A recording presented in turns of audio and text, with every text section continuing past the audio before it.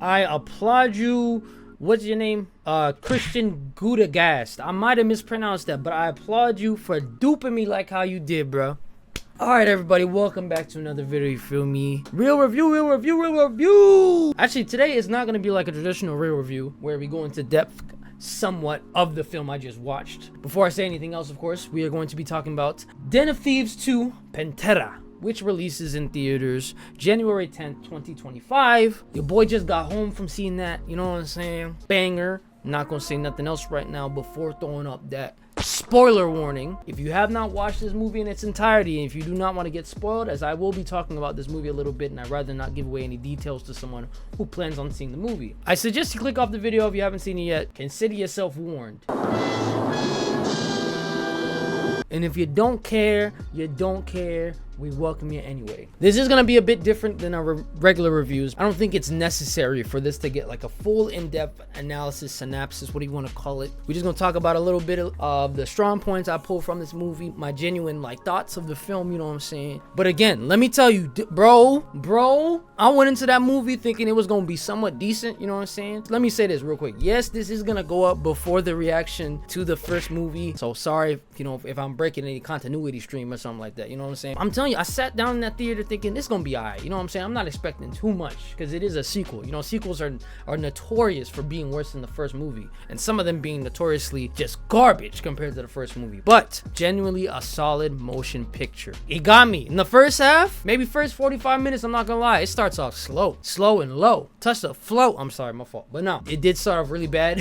The acting off rip, I hated. You know what I'm saying? Like, decent intro. We'll give him a strong point for the intro. The acting starts off so bad. I'm not gonna give a weak point for the acting. I'm gonna give a weak point to the character that pissed me off so badly in the first 5 minutes of the movie, and that's Holly. She played the stripper in the first movie. They brought her back, I guess, and her acting was dog shit. She had to have just gotten on the set and they just gave her lines right there, because I'm telling you, no human responds like this, you know what I'm saying? And this is right after we get such a decent intro. I like the intro. It's a bit cut and dry, or copy paste I should say, of the first movie's intro, but it's like, it's okay. I guess it had its own spin on it, you know what I'm saying? Like in the first movie they stole an armored truck, in this movie they stole a diamond or something like that off a plane, which was cool, I guess. And also it didn't make sense, Holly's character in this, it didn't even tie back into this, really. At least they didn't show us that they tied it back into it. So Holly is like being interrogated almost, quote unquote, almost, because it's quite illegal how Nick, Gerard Butler's character, had her in the shipping container or whatever. He was threatening to ship her ass to China, and then she ends up blackmailing him, because apparently when they did hook up in the first movie, she recorded it, which is crazy. So she's using that to blackmail him into getting Merriman's cut from the first movie. So yeah, I just thought that was dumb. But yeah, again, I'm not gonna go into depth into this movie. We're gonna talk about everything that happened, what I liked, what I didn't like, of course. Oh, also, oh my god, we're just gonna get the weak points out the way right now, right? Bro, why did...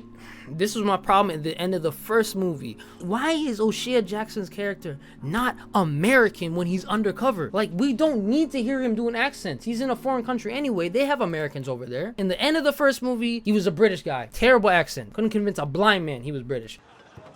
I could do that.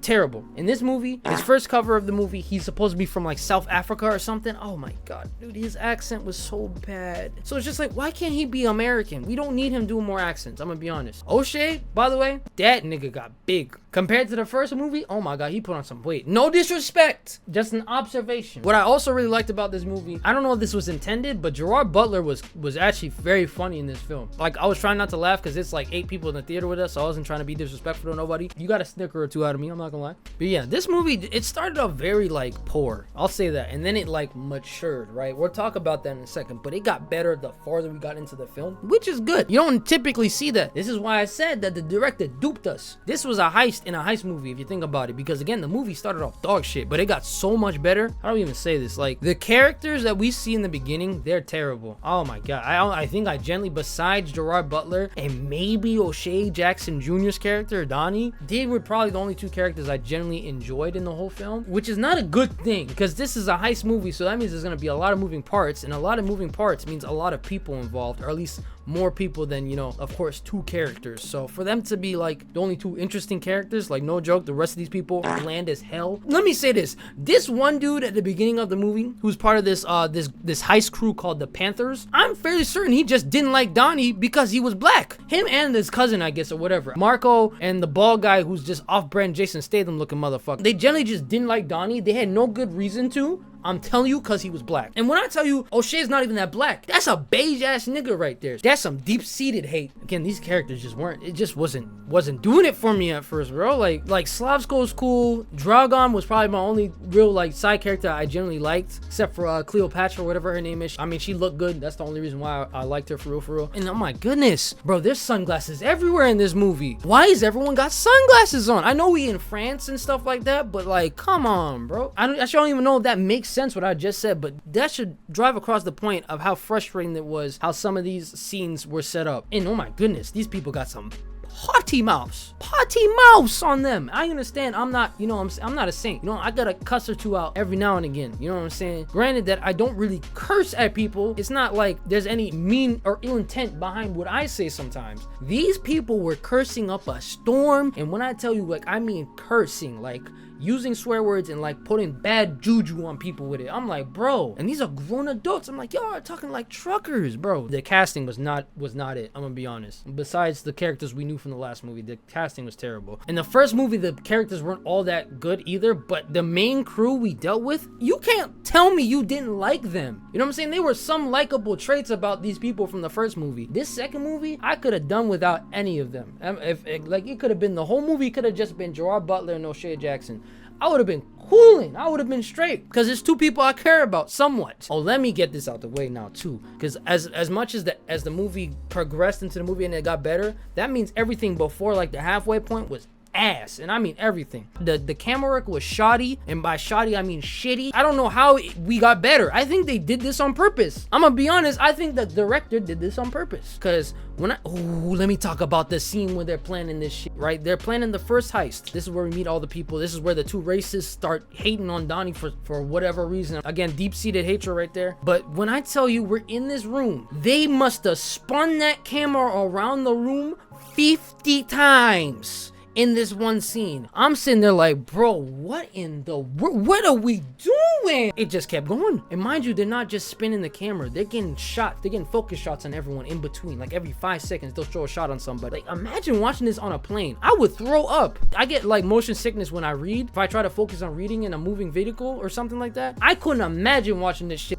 in a moving vehicle or on a plane or something like that. Blech! All over the place. Be a big mess. Not fun for anyone. And the writing was like, you know what I'm saying? The story was like, no joke, there's probably 4 or 5 times in the theater where I went physically and went like, oh, what am I watching? Like, like in the beginning for sure. The first 20 minutes, I definitely did it a second time. And the third time was definitely when they were at like some club or something. I guess like Nick's character, or Gerard Butler's character, Nick. Oh, actually, let me see, before I say anything, how did he find Donnie? There's no way he could have found this man. He found out about the initial robbery in the beginning. So I guess he had a hunch that they were going to France. Again, no, not sure how he came to that conclusion, but he gets a plane ticket to France, shows up in France. He's working with the police down there. He's a deputized marshal, so he has somewhat jurisdiction. He recognizes Donnie, but he doesn't tell anybody it's Donnie. He says, nah, it's the wrong guy, because he wants to fly solo, I guess. I get his motivations for trying to find Donnie and what he does next, because at the beginning of the movie, we find out that he's just finalized his divorce, right? I'm fairly certain he lost custody of his kids, which is tough on anybody, I'm sure. And then also, of course, he's got the blackmail hanging over his head, so.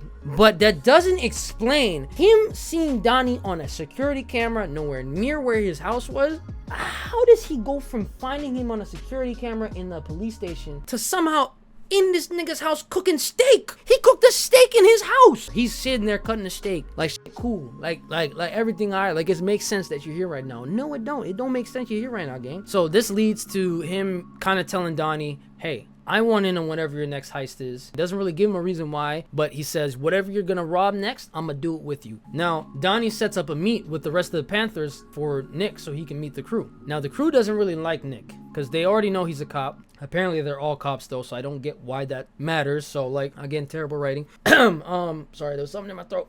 It's a dog shit movie. I'm sorry. They decide to test Nick, I guess. Looking back, the test didn't make any sense, but they decide to test Nick. They tell Donnie, hey, get him to this club. You know what I'm saying? We're gonna assess him there. We're gonna get the lay down, see what we're working with here, and see if he's qualified to join the crew, right? So they're at this club, they're drinking, they give Nick a joint. They tell him, hey, smoke this. And Donnie's like, if you're not a cop, smoke this, they gonna know you're serious. So he smokes it, they start partying. And I mean actually partying, like Nick is off his ass. There was ecstasy in the joint, apparently. It was laced. I still don't get what the test was. Like, I don't understand. He's just off his ass in the middle of a club now. And apparently him and Donnie are cool, even though he literally threatened Donnie maybe the scene before. He said, if you don't help me, I'm gonna take you to jail. Next night, they're cool.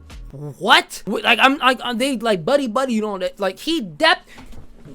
I forgot about this till just now. He dapped Donnie up in the club when he saw him like they was niggas. I was so confused, bruh. And you're in a murder case, right? That's life. He threatened you with life. In the first movie, they killed people. So he's not gonna wait for a little bit. He's gonna wait for a long time. Was good, Nick. I wanted to throw my hat in frustration, but I was in the theater and I had to have some type of etiquette. You know what I'm saying? I can't say I did because I had my feet up and shit. But nah, that's besides the point. Now, Nick did something, I guess, to piss off the, what's his name, Marco? Oh, no, I know what he did. So Marco apparently, and Cleopatra, whatever her name is, apparently they had some business going on before, you know what I'm saying? Marco used to date her or whatever. That didn't pan out. Now Nick is actually moving in on a girl, and she messing with it too. So while they're off the ecstasy and stuff, they dancing together, they grinding up on each other and all that good business. Marco sees this, he's kind of mad. This is some hypocritical shit though, because he's mingling with other women in front of her face. So I don't get what the problem is. So he gets mad, he gets up in Nick's face, and then they start scrapping because he headbutted Nick. You couldn't pay me to headbutt Gerard Butler. I've seen what that nigga's done before. I'm not, you know what I'm saying? I'm not risking that. Okay, now this is another reason why I think these two, Marco and the bald dude, this is why I think these two are racist. Because now Marco and Nick are fighting in the middle of the club. Why does the bald dude just run up to Donnie and just sock him in his shit? He's sitting there minding his business. And next thing you know, he gets cracked. I'm like, bro, this has to, you come.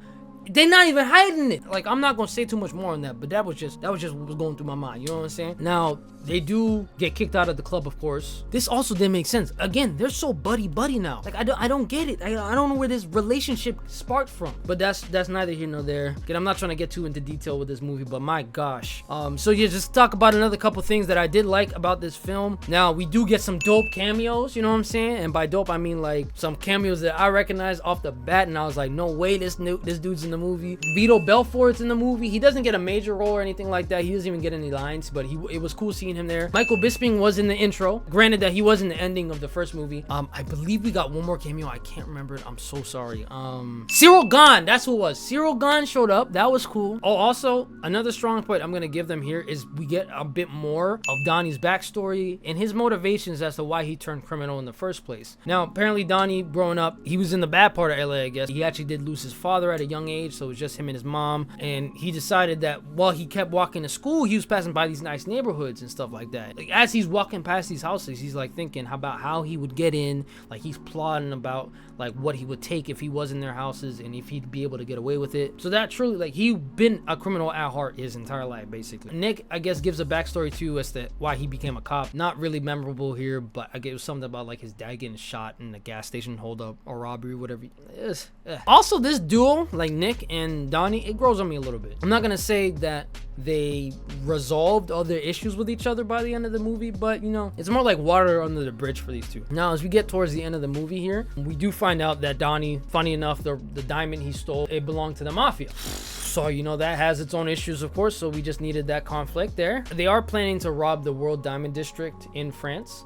This was pretty cool how they were putting the plan together as well. We do see some cool gadgets, some cool stuff that they manufactured in order to, you know, work against or like penetrate their defenses, because it is like a fortress to get in there. There's only one entrance. You got like heat sensors, motion sensors, like 130 cameras they're looking through at once. It's like, bro. Oh, and actually, after that fight at the club, Marco and the bald dude, they do get kicked off off the crew for that, because let's be honest, they started that bullshit. They had no reason to do that. This does set up a side conflict that I will say right now seems kind of weak. I changed my mind later in the movie, of course, because when we see the reason for that, my gosh, sidebar right now, the side conflict kind of started off weak, but damn over here, you know what I'm saying? We're gonna put damn over there. The writing also at this point is not that good. Again, I'm talking about the first half of the movie, so I'm not gonna give him a weak point here, but that's because they saved it. The story's okay. It's a decent story overall. Now we're gonna get to the good parts. Now this, no joke, this is my favorite part of the movie, and my gosh, did this guy cook. We're starting the heist. Again, they're breaking into the World Diamond District. The only way for them to be able to get to where they need to be, they have to work from the top down. So they go onto the roof. We see some more unique gadgets that they use and stuff like that, like the freaking,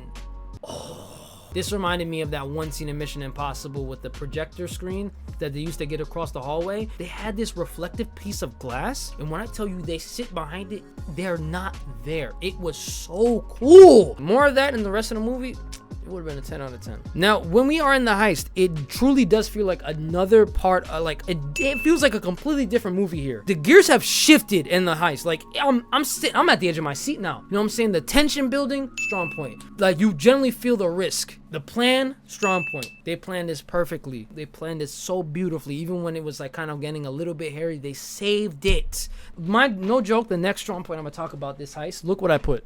Because this is when I realized that this movie is not what I think it is. They're going crazy because this came out of nowhere. The heist is so good. The actual plan, the execution of it, the coordination, just fun. It's so fun. It's so fun to watch. And this is when I also realized it's been dead quiet for 5 minutes straight. We watched them actually rob the place. Like no sound, no score. We only could hear like their slight breathing and footsteps, right? So they had to actually be quiet and stuff. So that's what we're hearing. Love that. It does get a little bit better here. The cinematography matured like hell. Strong point for the cinematography at the end of this movie. It got so much better. The score got better too. So another strong point. Sound design was okay, but the score was great. Now they do complete the heist. There was a little bit of a hiccup, you know what I'm saying, where the tool they used to get across the roofs and stuff like that, it did break and they did have to improvise, but they were able to pull it off either way. So that was fun. Now the deal's been done, you know what I'm saying? They got all the goods and stuff. They stowed in a getaway car. They got another vehicle and drive off. Now we are with Donnie, Nick, and Slavko, his name is, right? Ooh, this came out of nowhere, but I saw it in the trailer, but it was like a glimpse of it, but I didn't think about it until it happened in the movie. Now these three are driving away as part of the plan. They have to split off. Like the goods go one way, most of the crew goes the other way, just to make sure that no one does get followed or tailed or whatever you want to call it. Remember Marco and his bald cousin from before, and I said that they had some type of side conflict building, but it didn't look all that good. Now we're gonna go back to why I said damn. We just watched an A-tier level heist, something that would give Ocean's 11 a run for its money. This heist was so good. I'm thinking they can't top this. Bro, we get a fire ass car chase. I'm thinking we're already past the climax, and then they start getting followed by Marco, whatever his name is. It's a car chase / gunfight. Ooh-wee.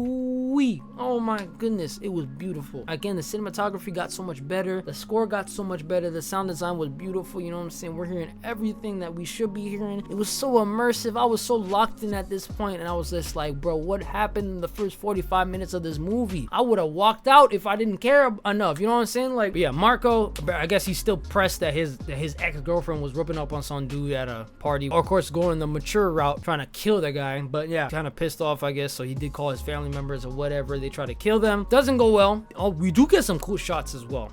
Now, getting towards the end of the movie, again, the mafia that I mentioned earlier, they told Donnie, if you don't get us this diamond, you know what I'm saying, it's not gonna be looking good for you. I'm paraphrasing. He does get the diamond for them. Now back to Marco and how he's trying to kill these guys. Their car that Nick, Donnie, and Slavko are in, it does get totaled. They are sitting ducks, and we're thinking they're about to get popped. Marco and his cousin walk up and they're ready to blast these fools. Out of nowhere,